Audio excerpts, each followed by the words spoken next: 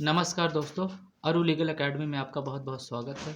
दोस्तों आज हम बात करेंगे कि जैसे एलएलबी स्टूडेंट जो होते हैं, लॉ स्टूडेंट एलएलबी कंप्लीट करने के बाद अपनी इंटर्नशिप करना चाहते हैं यानी वकालत स्टार्टिंग करना चाहते हैं, तो वो किस प्रकार से सीखें और कैसे एडवोकेट के साथ सीखें। तो इन सारे जो टिप्स होते हैं इनके बारे में बात करते हैं। लेकिन वीडियो स्टार्ट करने से पहले मैं आपसे रिक्वेस्ट करूँगा फ्रेंड्स कि आप चैनल पर नए हैं यानी पहली बार देख रहे हैं तो चैनल को सब्सक्राइब करके बेल आइकन प्रेस कर लीजिए, क्योंकि जो अभी मैं लॉ बैकग्राउंड से रिलेटेड वीडियो अपलोड करता हूँ उसके नोटिफिकेशन आपको तुरंत मिल जाए। तो चलिए दोस्तों वीडियो को स्टार्ट करते हैं। फ्रेंड्स, जैसे जो भी जूनियर एडवोकेट हैं तो वो किस प्रकार से अपना करियर स्टार्ट करें, तो उसके लिए कुछ पॉइंट्स हैं जिनके बारे में बात करते हैं। दोस्तों सबसे पहले आपको क्या होता है कि एक फ़ील्ड अपनी चुन लेनी चाहिए। जैसे आप क्रिमिनल साइड में जाना चाहते हैं या टैक्सेशन या बैंकिंग में, तो इस तरीके या सिविल में तो चुन लीजिए। लेकिन क्या होता है कि स्टार्टिंग में तुरंत नहीं आपको ये चूज़ करना है, क्योंकि अगर शुरू में चूज़ करेंगे तो आपको पता नहीं चलेगा कि आपका इंटरेस्ट किस चीज़ में है। तो शुरू में क्या करना है कि आपको सारे काम करने हैं, किसी भी काम को चूज़ नहीं करना, सारे काम करना है। उसके बाद आपको जो जो काम अच्छा लगे, जिसमें इंटरेस्ट हो, आप उसमें करियर बना लीजिए, एक फील्ड को चूज़ कर लीजिए। उसके बाद सेकंड पॉइंट है दोस्तों कि आपको क्या करना होगा कि ऐसे एडवोकेट को ज्वाइन करना है, सीनियर एडवोकेट को, कि जिनके पास ना बहुत ज़्यादा काम हो ना बहुत कम काम हो। क्योंकि बहुत ज़्यादा काम होगा तो आपको वहाँ पर आपको इधर उधर के काम में दिन भर बीत जाएगा, आप मेन काम नहीं सीख पाएंगे। लेकिन वहीं अगर कहीं कम काम है तब भी आप ज़्यादा सीख नहीं पाएंगे। तो जो जिस भी सीनियर एडवोकेट को ज्वाइन करें वहाँ पर सारे ऐसा हो कि वहाँ पर काम होना चाहिए, लेकिन बहुत ज़्यादा काम भी नहीं होना चाहिए कि आपको सीखने का मौका ना मिले। तो एवरेज काम होना चाहिए जिस सीनियर को आप ज्वाइन करें। उसके बाद थर्ड पॉइंट है दोस्तों कि जैसे आप वकालत स्टार्ट करते हैं तो किस कोर्ट से करें। तो उसके लिए क्या होता है कि जो इस तरह के गाइडेंस देते हैं, तो बहुत सारे लोग सुप्रीम कोर्ट से स्टार्ट करते हैं या बहुत सारे लोग हाई कोर्ट सोचते हैं वहाँ से स्टार्ट करते हैं। लेकिन बेहतर जो होता है कि आपको सेशन कोर्ट से स्टार्ट करना चाहिए, क्योंकि सेशन कोर्ट में क्या होता है कि जो भी ट्रायल प्रोसीडिंग होती है उसकी नॉलेज वहाँ पर आपको अच्छी प्रकार से हो जाएगी। तो आप उसके बाद आप हाई कोर्ट या सुप्रीम कोर्ट में करियर बनाना चाहते हैं, एडवोकेट बनना चाहते हैं, तो आपको थोड़ा सा आसानी रहेगी और अच्छी आपको नॉलेज रहेगी।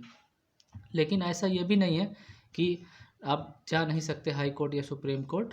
अगर आप में कैलिबर है, आपने अच्छे तरीके से तैयारी कर रखी है, तो आप वहाँ से भी कर सकते हैं, लोग करते भी हैं, कोई बाउंडेशन नहीं है। तो दोस्तों उसके बाद चौथा पॉइंट है कि आपको जैसे आप एडवोकेसी में जाना चाहते हैं तो उसके लिए रेगुलर आपको कोर्ट में जाना होगा। ऐसा नहीं है कि आप 2 दिन जाएं फिर एक दिन छुट्टी करें फिर छुट्टी करें। इससे क्या होता है कि आप सीख नहीं पाएंगे और आपका इंटरेस्ट भी नहीं आ पाएगा उसमें, एडवोकेसी में। तो आपको प्रॉपर जाना है कोर्ट, रेगुलर जो भी जिस चैम्बर में ज्वाइन करें रेगुलर आपको जाना है, तभी आप अच्छे प्रकार से काम को सीख पाएंगे। और जो पांचवा पॉइंट है दोस्तों कि आप जब भी कोर्ट में जाएं तो प्रॉपर ड्रेस में जाएं। ऐसा नहीं कि कभी ड्रेस पहने हैं कभी नहीं पहने, कभी कुछ पहने हैं। इससे इंप्रेशन ठीक नहीं पड़ता, क्योंकि क्लाइंट्स आते हैं तो आपको देखते हैं या सीनियर भी देखते हैं तो अच्छा इंप्रेशन नहीं होता। तो आप प्रॉपर जब भी कोर्ट जाएं प्रॉपर ड्रेस में ही जाएं। उसके बाद फ्रेंड्स सिक्स्थ जो छठा पॉइंट है उसके लिए क्या करना है कि आपको लैंग्वेज में कमांड बनानी है अपनी, क्योंकि जो जजमेंट्स होते हैं फ्रेंड्स वो इंग्लिश में होते हैं, हिंदी में भी होते हैं लोअर कोर्ट के। तो क्या होता है कि आपको हिंदी और इंग्लिश अच्छी कमांड दोनों में होनी चाहिए, क्योंकि जैसे इंग्लिश में हो तो आपको इंग्लिश में समझने में दिक्कत ना हो, और जैसे सुप्रीम कोर्ट के जजमेंट्स आते हैं इंग्लिश में रहते हैं, आपको इंग्लिश कम आती है तो आपको फिर प्रॉब्लम होगी। तो इसलिए इंग्लिश भी सीख लीजिए और हिंदी में, दोनों में अपनी कमांड अच्छी बना लीजिए। सेवेंथ पॉइंट है कि केस लॉस जो आते हैं नए, जो भी जजमेंट आते हैं उनको पढ़ने की आदत डालिए और अपने आप को अपडेटेड रहिए। जो भी जजमेंट्स आते हैं, केस लॉस आते हैं, उनको पढ़ते रहिए। उसके बाद फ्रेंड्स जो आठवां पॉइंट्स है कि update about your electronics knowledge, यानी जो भी गजेट्स आते हैं या जो भी सॉफ्टवेयर आते हैं जिनमें लॉ के फील्ड में काम होता है उनकी जानकारी रखिए और उनको अच्छे प्रकार से सीखते रहिए, क्योंकि हमेशा चीज़ें चेंजेस होती रहती हैं। पहले क्या होता था कि ऑनलाइन चीज़ें ज़्यादा नहीं होती थी तो गजेट्स पे ज़्यादा काम नहीं होता था, लेकिन अब है आप उन चीज़ों को सीखते रहिए, जिससे आपको काम करने में इंटरेस्ट भी आएगा और अच्छे प्रकार से आप कर पाएंगे और अच्छा इंप्रेशन भी रहेगा। सीनियर की नज़र में भी उनको लगेगा कि आप अच्छे से कार्य को कर लेते हैं, आप उनकी हेल्प कर पाते हैं।